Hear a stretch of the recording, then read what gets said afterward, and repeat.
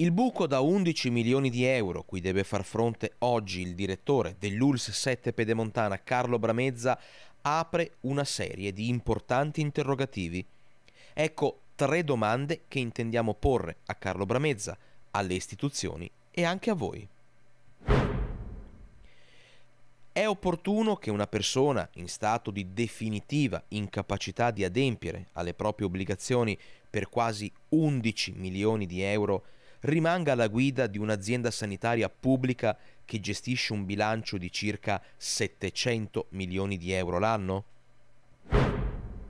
È opportuno che una persona che nella sua carriera ha sempre ricoperto da 21 anni posti di lavoro pubblici si faccia garante per operazioni immobiliari private per la cifra di quasi 11 milioni di euro?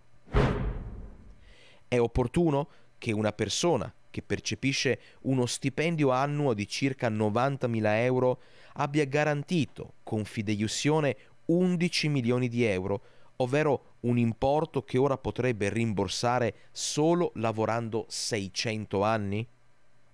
Attendiamo risposte. I nostri microfoni sono sempre aperti per tutti.